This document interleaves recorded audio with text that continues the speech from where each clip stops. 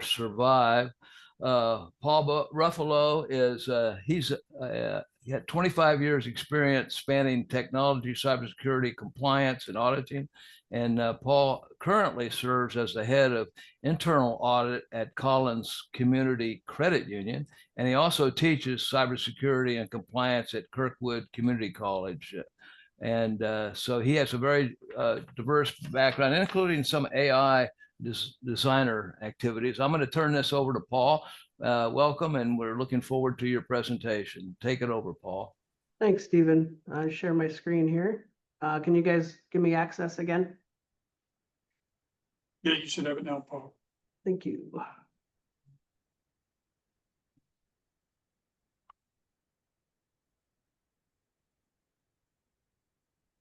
Everybody seeing the presentation okay? Yeah. Audio is good? Yes. Yeah, it looks good. Everything's good. Okay. Well, let's get started then. So as Stephen mentioned, I've got about 25 years of experience. I would kind of make an announcement here that I was recently promoted to SVP of Technology Innovation at Collins. So I've moved beyond audit, but we'll still have some responsibilities there. I'm an adjunct at Kirkwood, also board chair for a local community nonprofit, among a few other things. So again, I want to start with kind of setting the stage for zero-sum game. And in the last few years, I've noticed an alarming trend. Many talented and qualified individuals, which could be graduates, returning military personnel, even seasoned professionals, are struggling to find jobs in cyber, for that matter, in technology. This isn't due to lack of passion or hard work on their part. It's really due to a system that pits formal education, certifications, and experience against each other, and what I'm calling the zero-sum game of cybersecurity hiring. I will preface this with the zero-sum game was something that was founded and defined by John von Neumann in 1928. I've adapted it this year, and my disclaimer is that I may not have all the concepts exactly, but it's my presentation and I'm allowed to get creative. Also, I don't aim to have all the answers. I aim to catalyze a conversation so we as a community can work to help one another. I also choose to share my personal experience as a story and testimonial and evidence that anyone can overcome difficulty. So let's start by building the game. So in this particular case, we have a triangle, 3 sides and 3 points. Each of the sides is one of the attributes that I mentioned before, which would be certifications, education, and experience. Each of the points is a potential employee, and these employees have 2, but not all 3 attributes. So at the top, we have Tony the Tiger with certifications and experience. At the lower right, we have Edith Edison, who has certifications and experience. And then on the lower left, we have Oliver Turing, who has education and experience. Therein lies the issue, the zero-sum game, or what I would call the crux.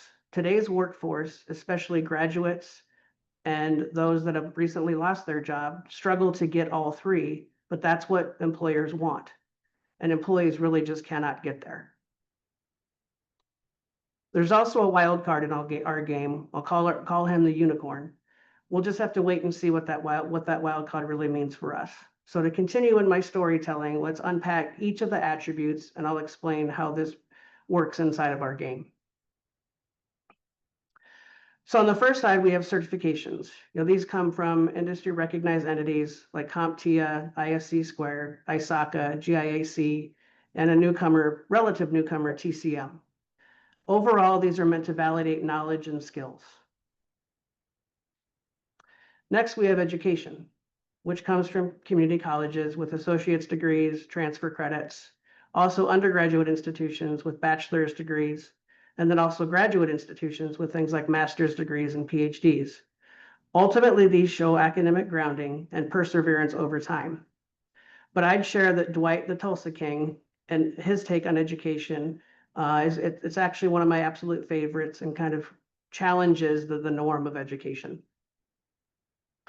In his words, the whole point of a college degree is to show a potential employer that you showed up someplace 4 years in a row, sometimes 2, completed a series of tasks reasonably well and on time. So if he hires you, there's a semi-decent chance that you'll show up there every day and not fuck his business up. Now, I show this tongue in cheek, but I think those of us that have degrees or even have friends, family, and other working through that, it's potentially off-putting and overly direct, but there is a bit of truth in this, and that's honestly okay. Next, we have experience, which can come from things like internships, apprenticeships, and this ultimately gives you hands-on experience with assignments and mentors. Also, military service with hands-on roles protecting our country, and traditional private sector roles ranging from being an analyst to an engineer, an architect, or even a consultant. Ultimately, these have a focus on real-world knowledge and application. So with our game board built and explained, let's look at each point of the triangle and tease out what potential employees might look like so we can better understand their struggles. So first off, we have Tony, the paper tiger. Obviously, his real name is Tony Tiger, but people call him the paper because his walls and his LinkedIn profile are covered in degrees and certifications. I'm talking more letters after his name than most of us have on our email addresses. Tony wasn't the standout computer kid in high school. He was solid, but nothing special in the lab. While his friends were out chasing memberships and tech jobs, Tony was chasing something else: college applications. His logic: if you want to be a cyber expert, stack the degrees as high as possible. He got into top-ranked university and then right away rolled into a master's in digital forensics and incident response. His papers were flawless, his presentations were perfect, and professors honestly loved him. But while his classmates were working part-time in IT or internships, he thought, why waste time actually doing work? I'll just keep learning. He didn't stop there. He jumped into a PhD program. 12 years in higher education. Yeah, 12. His dissertation was about machine learning for threat detection. It was brilliant, technical, even award-winning.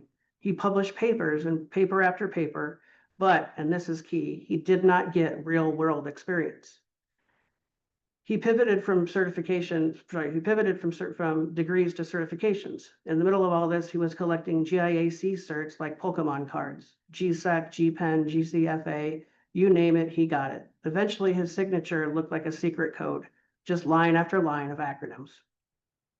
Finally, with his degree in hand and certs piled high, Tony, thinking, employers are going to line up around the block for me, he started applying. Consulting firms, banks, tech startups, giants, but nothing but crickets. When he finally did get an interview, it went sideways fast.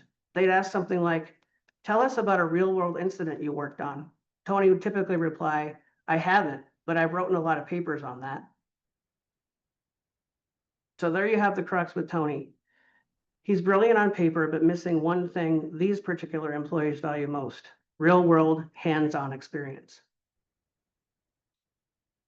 Now let's move on to Edith Edison. Yes, that Edison. She's a modern-day descendant of Thomas Edison, the guy who gave us the phonograph, the light bulb, and about 1,000 other patents.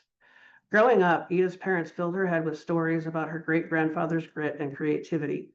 But what really stuck wasn't the inventions themselves. It was the fact that Thomas Edison was self-taught. No degrees, no academic accolades, just learning and doing. And Edith thought, that's the path for me. So after high school, while her classmates were packing up for university, Edith made a different choice. College isn't for me. I'll prove myself another way. She dove straight into certifications.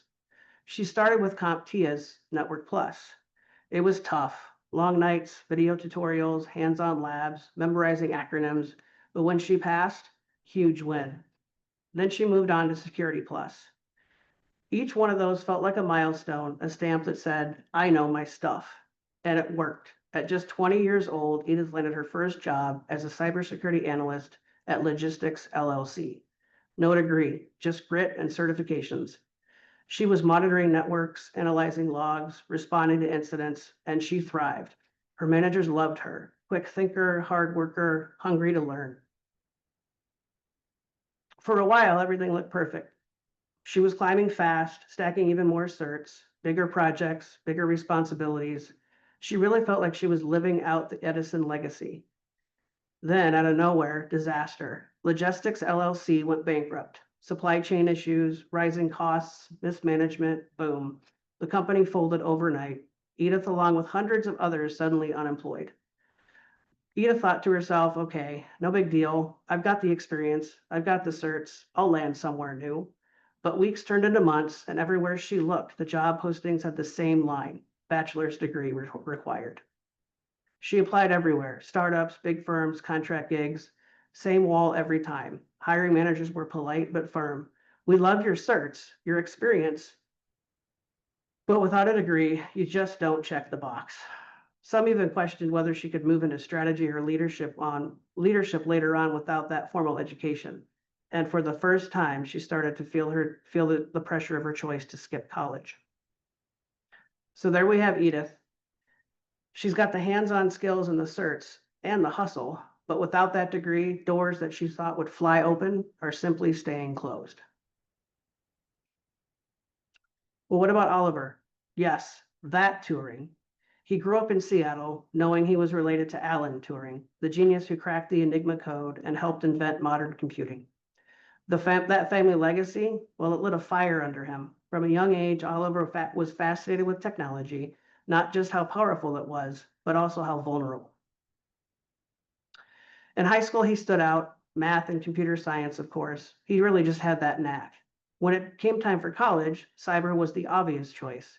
He went to the University of Washington, dug into networks, encryption, and threats. Professors said he had this rare mix. He could connect theory to real-world problems. For his senior project, he tackled adaptive cryptography and distributed networks. Faculty honestly praised it, and local companies noticed. Instead of rushing into the workforce, Oliver doubled down with a master's degree. His research was intrusion detection and threat modeling.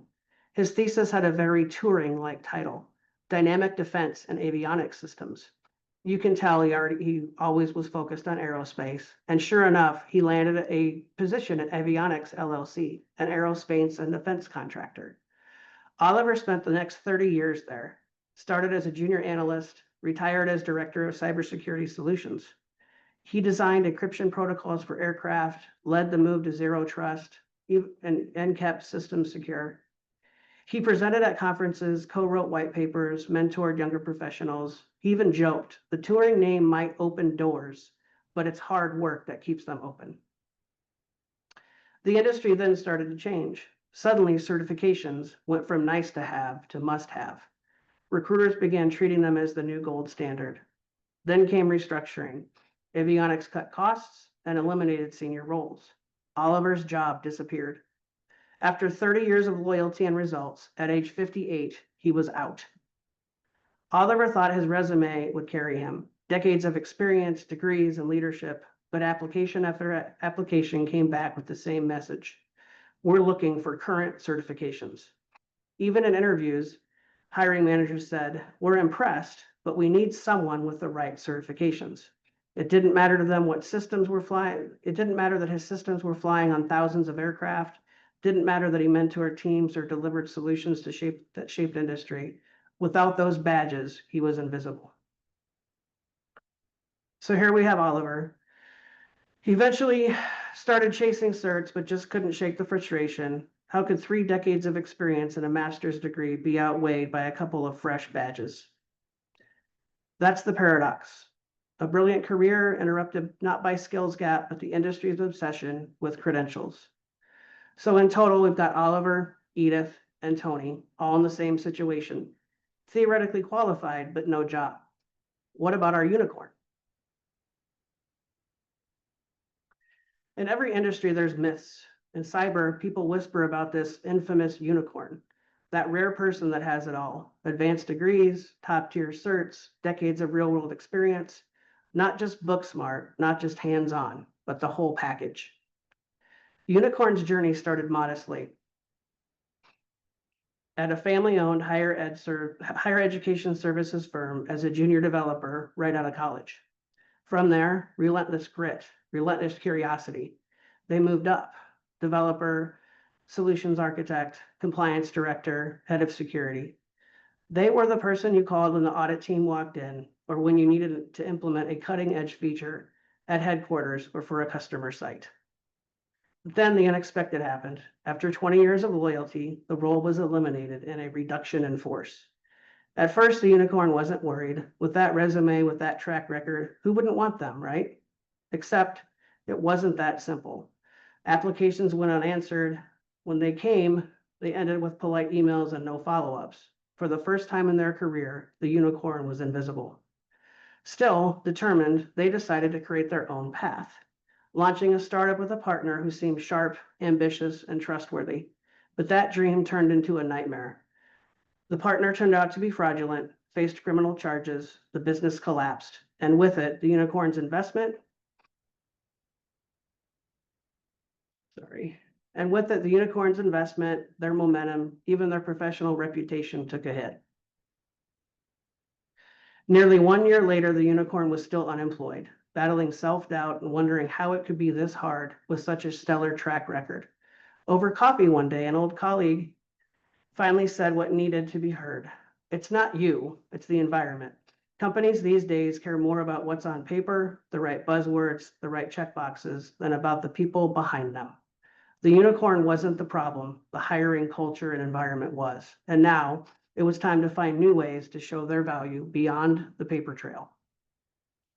So in case you didn't notice that unicorn story, that's me in a nutshell. In fact, we look a little alike. Minus the colorful hair and the horn, of course. So taking my friend's guidance to heart, I swallowed hard and decided then and there that I would forge a new path myself. I asked myself, when was the last time I was genuinely happy and on a path towards success? Oddly enough, my memory turned back to 2012, the summer my son Oliver and I discovered a surprise passion, paintball. On a whim that summer, I took him and a friend to the local field to test out the sport as an end of season celebration for our basketball team. After that weekend, we were hooked. We played every weekend for fun at first, then moved on to what were called big games in states like Illinois, Wisconsin, Indiana, Oklahoma, even Hawaii. We then went to professional-led clinics to learn how to compete in tournaments. We competed locally and nationally. In fact, Oliver represented Team USA during the Nations Cup in 2019, earning a silver and gold medal. He was later named co-captain of the 2020 team, and yours truly was a surprise number 45 in the Nations Masters Series in 2019. Not too bad for a 40-plus athlete. Over that 7 to 8 year period, we went from a father-son duo that played for fun to a pair of well-known advocates that locals and professionals would seek out for guidance and tips on our journey. I many times say we went from admiring the professionals to the professionals knowing us by name. I share this story because as I recalled our journey, I realized our success came from immersing ourselves in the sport and the community, nearly 24/7, 365. I also remembered some additional wise words from Brian Krebs during his keynote speak at Black Hat in 2022. The single most important thing any potential and current professional can do is build their network. Make sure you include people you trust and people that will celebrate your success. And that right there is what I started to do. I immersed myself and started building a better network. I used LinkedIn, the Cyber Breakfast Club, consulting, webinars, local meetups, anything remotely related to what I wanted to do, I got involved. Within a few weeks, I discovered a job posting at Kirkwood Community College for the program coordinator and lead instructor role. Oddly enough, I was part of the advisory committee for that role 2 years prior, but I had completely forgotten about the potential role. And after all, most things in academics do tend to take forever. I applied, interviewed, and landed the job. In parallel, a local credit union reached out looking for a new board member, one with technical and security experience. I interviewed with the execs and the board and landed that role. Ironically, I started both positions on the exact same day in March of 2024. I was now on the right path, but still not completely back on my feet. Thankfully, I built some new relationships and was finding part-time and consulting opportunities to augment my work, but I was still not completely satisfied. A few months later, the holidays of 2024 roll around, and I had found recent success with Kirkwood and helping in consulting and also working at the credit union. I was later recruited to join the community credit union's executive team to build and mature internal audit. Although that role would take me away from Kirkwood, the eventual benefits and opportunities to our students would be unmatched. I have more to come on that in just a minute. Now, 2 years later and 2 years and some months later, I'm firmly positioned in my second career, having moved on from hardships. But so what? I climbed out of the rubble. What does this mean about the zero-sum game itself? Well, first off, if we look at 3 remedies here, one for the employees, one for the employers, and then one for education, I want to start with the employees. So your first step is really simple as a potential employee. Just start somewhere and commit to continuous learning. You don't need to have it all figured out. Just pick a lane and get started. Read books, watch videos, dive into hands-on labs, tinker with projects. The key isn't where you start. It's that you start and you keep learning, you keep building, and you keep moving forward. Second, you need to build a portfolio. As you learn, show your work. Don't let it sit in a notebook or a hard drive. Turn it into a portfolio. That means things like projects, experiments, maybe even a blog post, a talk, or a short paper. Something tangible that proves what you know and what you can do. Finally, build a brand. That doesn't mean become an influencer. It means create a LinkedIn profile that tells your story, share your projects, highlight your skills, comment on what others are doing, engage with the community. Because in this field, people don't just hire resumes, they hire reputation. And you build that by showing and putting your work out there. So to close this remedy, start, learn, build, and share. Do that consistently, and you're no longer playing the game. You're creating your own momentum. Number 2, for employers. We have to rethink how we hire. Right now, the process is broken.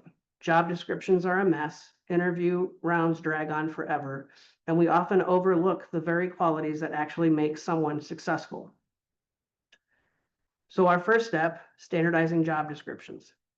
Thankfully, we have tools like the NICE framework and CyberSN's job description tool, which is a free tool anyone can access openly and use. These tools give us a common language for roles and responsibilities. That way, candidates know exactly what's expected and employers know what they're asking for. So as an example, we have about 100 people on this call today. If each one of us were to go and create a job description for a network engineer using CyberSN, we more than likely would get 100 different versions, but that's a place to start. We can take those 100, work together as a group to whittle that down maybe to 50, then maybe 20, then maybe 5, then ultimately finally 1, and we have a standard. We do that for the 50 some odd jobs and functions that are out there, and there you go. We've got a foundation to build from. Second, we need to focus on people, not just skills. Too many interviews are designed to catch people out rather than bring out their strengths. We need to cut down on the endless interview rounds. Trust the credentials, trust the proven experience. If someone already passed the exam or delivered in a past role, stop making them reprove it in 5 different ways.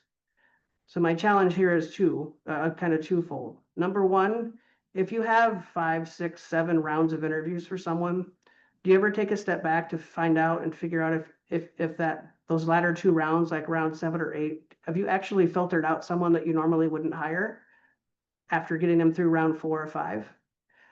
Personally, when I was interviewing for my job here, I had 3 or 4 other active interviews going as well.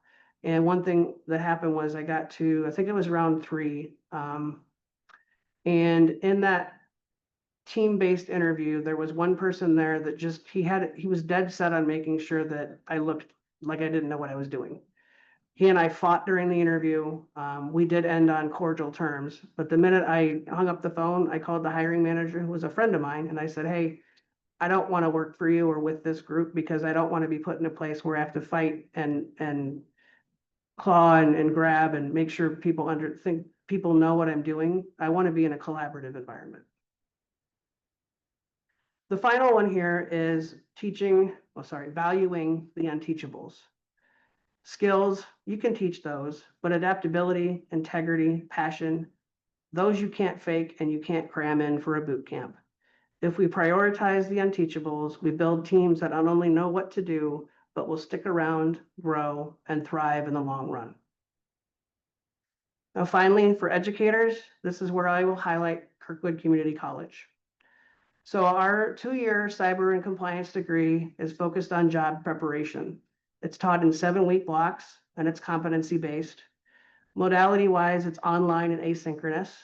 So online meaning the students do not have to come to campus. They can, but they are not required to. Asynchronous meaning they learn at their own pace. And I'm really there to answer questions and assist if they have difficulties with assignments, but I do not lecture.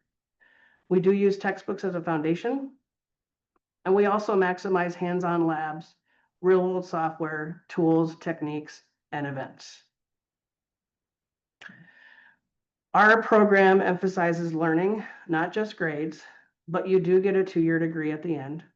We connect students with employers early and often. In fact, starting next fall, our program started a year ago this fall, so we have one more year before we're ready for this piece. But after 7 weeks in fall of 2026, we feel that you would be qualified for an internship and or apprenticeship. And so we'll put you in that position after your very first 7-week session. We support in a way 9 different certifications to kind of explain those in more detail. As students are going through our program, they have the ability to probably sit for and pass the A+, Network+, Linux+, AWS Certified Cloud Practitioner, Security+, and Data+ certificate. We also teach to the CYSA+, Pen Test+, AZ800, and Security X. So that first set, we feel like we cover enough for you to take those tests and finish them. The second set, obviously they're more advanced, so we do teach to them, but you need time to get more experience before we'd recommend going through those. So all in all, we do cover the 3 bases: education, certifications, and experience. We don't have all the answers, but our model allows students to get an education, relevant experience, and certs. Even though we are eagles, we're in the business of building unicorns. In fact, I'm also happy to announce that I've made good on my promise to create opportunities for students at Collins Community Credit Union. Effective October 2025, so next month, we are launching a formal apprenticeship program. We'll hire, train, and mentor students in the fall, winter, spring, and summer for the foreseeable future. We're starting with technology and security. We're bringing on 5 interns, each with a mentor in help desk, system administration, app administration, networking, and security. Anyone interested should contact me using the number here, 920-355-CYBER or 2927. With that, I'll invite any questions. All right, Paul, thank you. So anyone, if you have a question, you can either put it in the chat or you can just come off of mute and ask the question.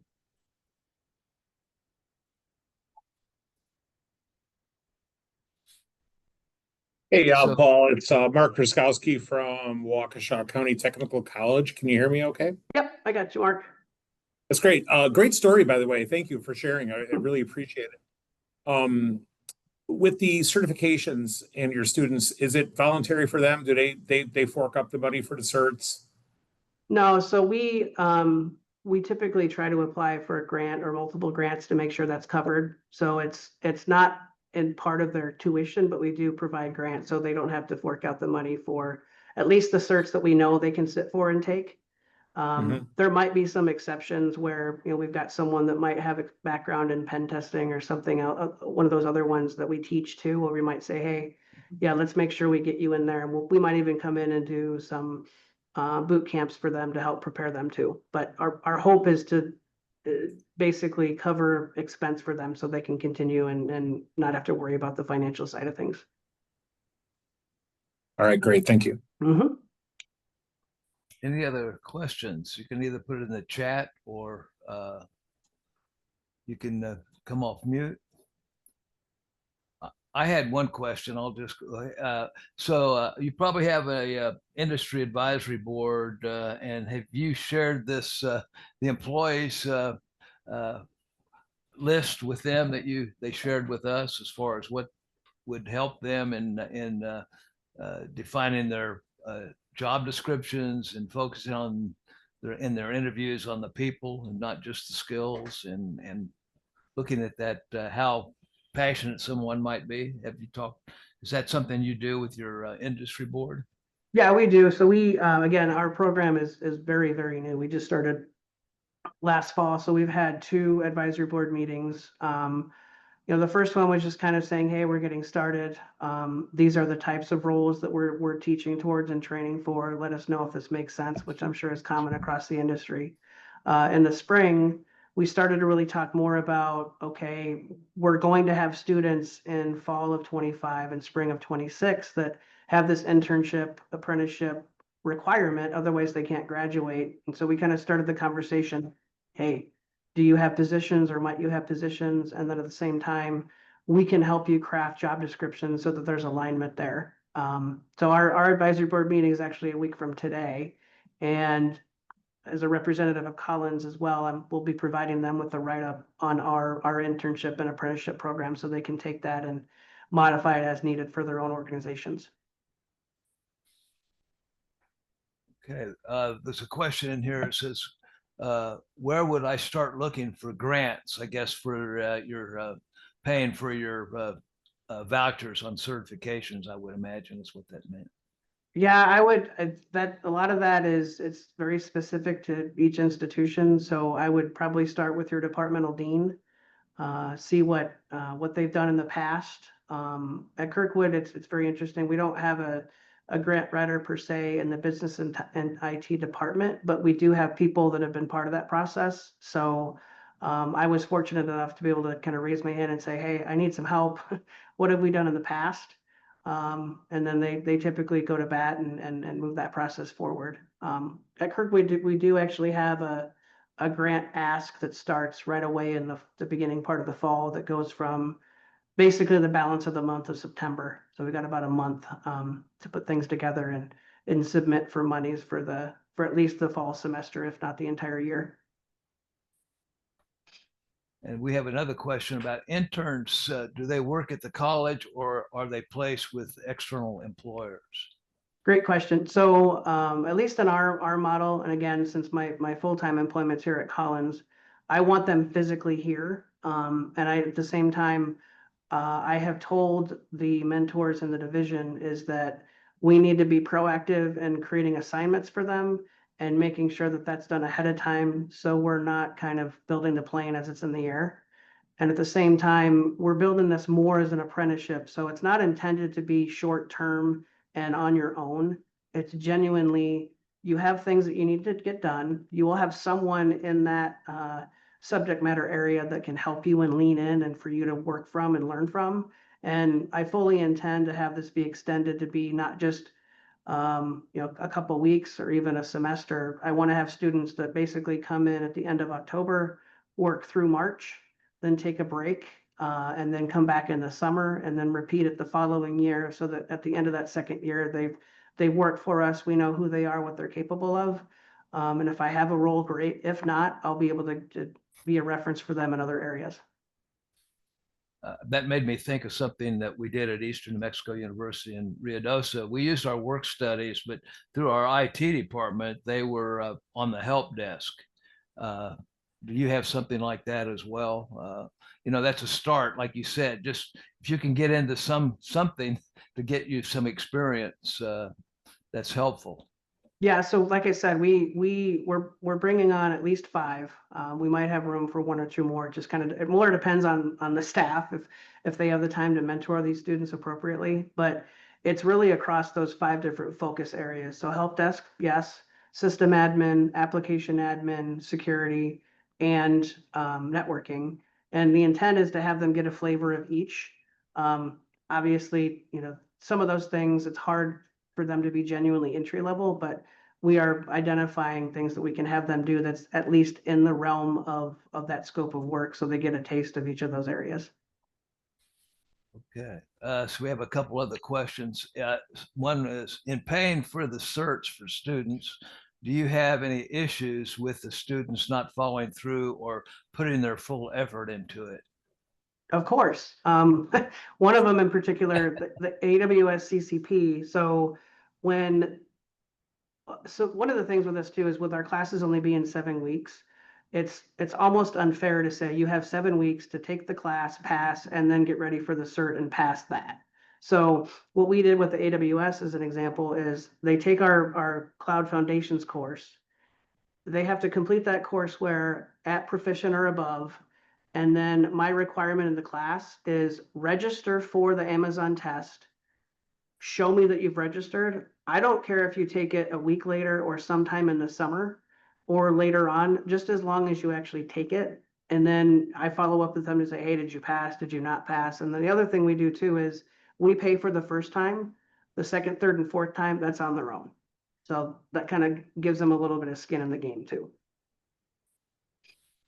Okay, let's see. I think we had, let's see, what have you done to recruit employers for internships and apprenticeships? So we've started with our advisory board as kind of a point number one, saying, hey, you're here. In a way, you know, we're a human factory, right? We are really formally training these students so that they are qualified to come work for you. Ideally, you hire at least one per cohort. If not, then maybe you're not material for the advisory board. That might be a little bit cutthroat, but I mean, there's partnership in this too. I'm not just going to create curriculum and train students if you're not going to hire them. At the same time, it's just that whole networking concept. You get 6 to 10 employers around the table for an advisory board. They may have 2 to 3, and then it just expands from there. So I've spent a decent amount of time working with that advisory board, but then also just placing phone calls, looking at open job postings as well to say, okay, you're looking for a network engineer. Would you consider an intern? And again, just being a community advocate and talking to people, going to job fairs, going to connections, you know, that kind of stuff, just building out those relationships. That's good information. Let's see here. Just a comment, Jennifer. Let's see. We have had some not take the certs. We ask that they give back the unused, I guess, vouchers is what. Yeah, that's fair. Yep. Yeah, I'll just make a shameless plug to NCyTE has a community connector event. So if you are looking to bring industry into your college, we can help you do a setup with reaching out to employers and highlighting your programs. Stephen's hosted a number of those events, and they've been really successful in helping the community college broaden their reach out to the employers, local employers. We also have a really good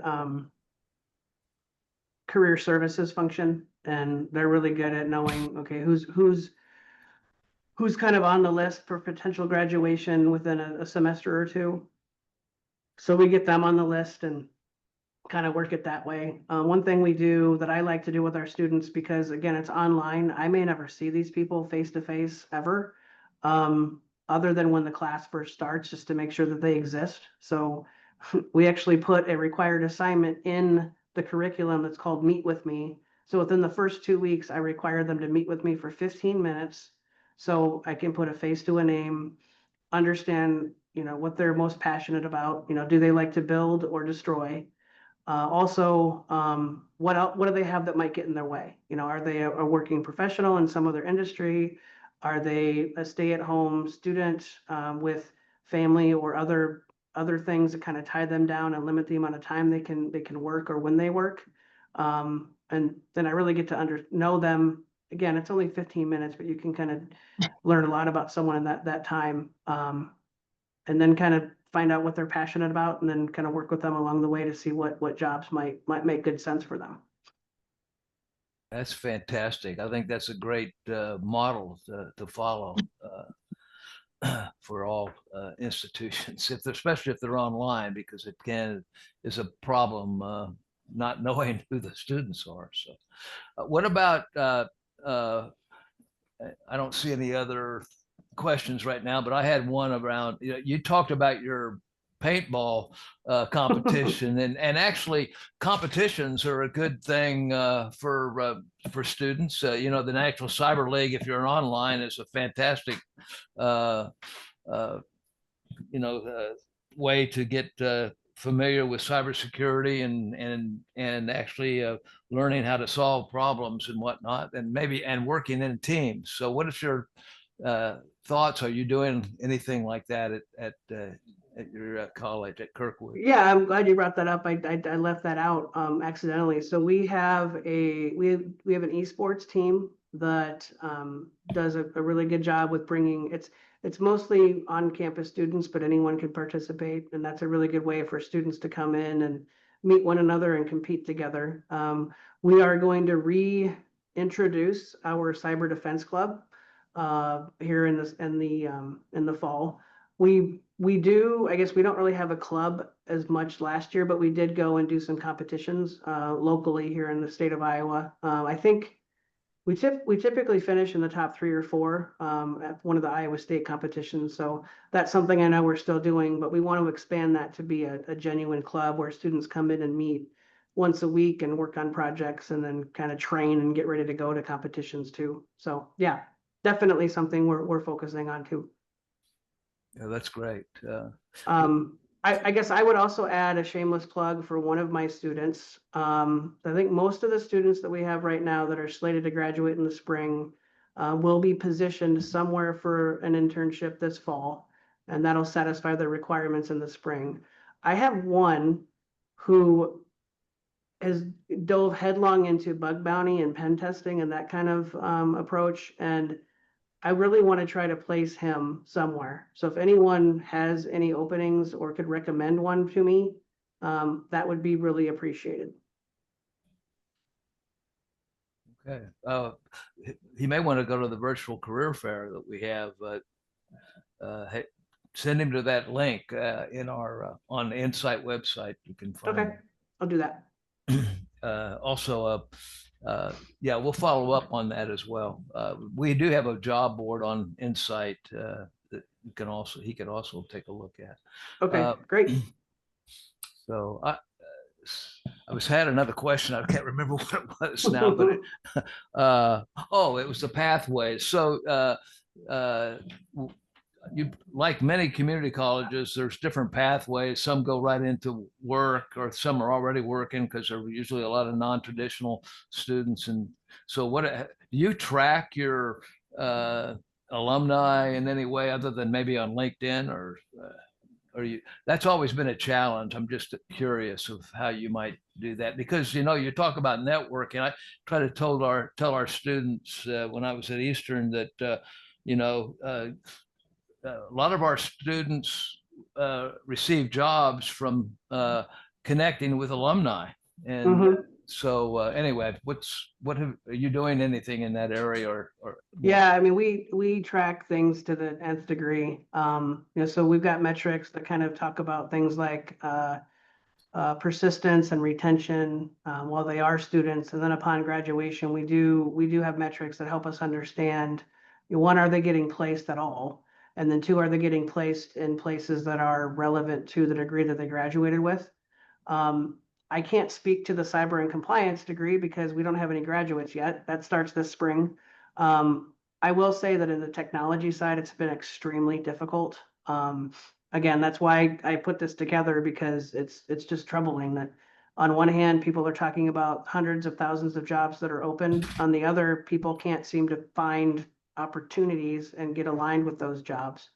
That in and of itself is probably another talk someone could do, just specifically about, talent versus talent shortage and whatnot. So I think we're doing everything we can to get the students the skills they need. And then our community is smaller, so it might be a little easier for us to reach out to people we know and at least get them known. But the fact that it is smaller, there's fewer roles in total. Well, so you have, once you get your graduates in your cyber program, you should look at the CAE.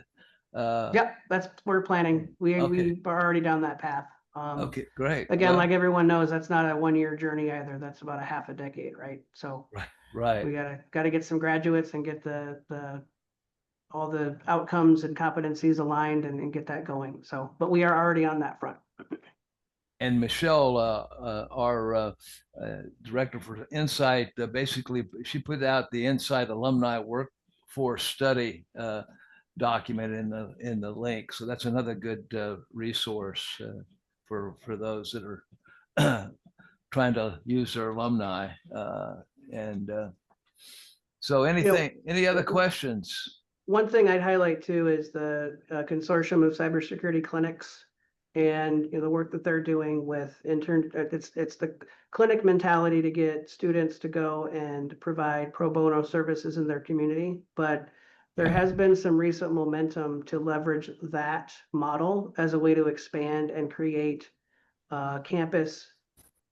basically on-campus security operations centers to not only serve communities, but also give students full-time jobs not full-time jobs, but give them jobs during their coursework and potential full-time once they graduate. So we're actively looking at that, at least I am, trying to figure out where that might fit, but I know there's some really good success stories on that front too. Yes, in Washington State, somebody just put that in there. The Pisces is a very good example of that. And we at Eastern in Ruidoso, New Mexico, they're doing a pilot right now within the university system of a SOC, and so that's a good way to get students.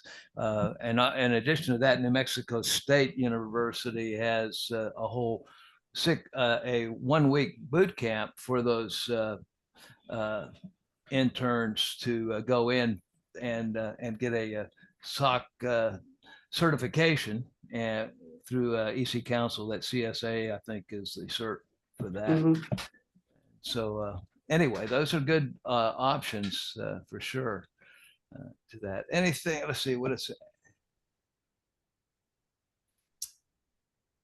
Let's see, here's the meeting schedule about to end. Oh yeah, okay. So anyway, we sorry about that. And Mike put in the survey. So if you all can in the link, is there any other questions? See, the NCL supplies participants with a score report. It is something that you would suggest as one of the items to highlight. So yeah, we do that. We had our students would highlight where they were going, how they came out individually and then on the team scores. So those are really good. I like the NCL because it aligns to the certifications for CompTIA. They also align with the nice work roles and whatnot. Mhm. So anyway, I think we're gonna about at the end here. So we're gonna wrap this up today. And thank you, Paul. This was very, very informative. I think you've got a really unique direction that I think we need to take that model and kind of pursue it. I got a lot of good ideas from your presentation. So I think everyone really appreciates that. And Mike, you want to follow up? There we go. There's our QR code for the survey. And I think we're gonna just about wrap it up here. We got one final question. We got about 3 minutes left. Any other questions? Okay. So, okay, I guess we'll wrap it up, Mike. Right, Thank you thanks, all. everybody. No, Thank great you. presentation. Yes. Thank you. Yep. Have a great weekend. You too. Bye-bye. Go Mariners. Bye. Take care.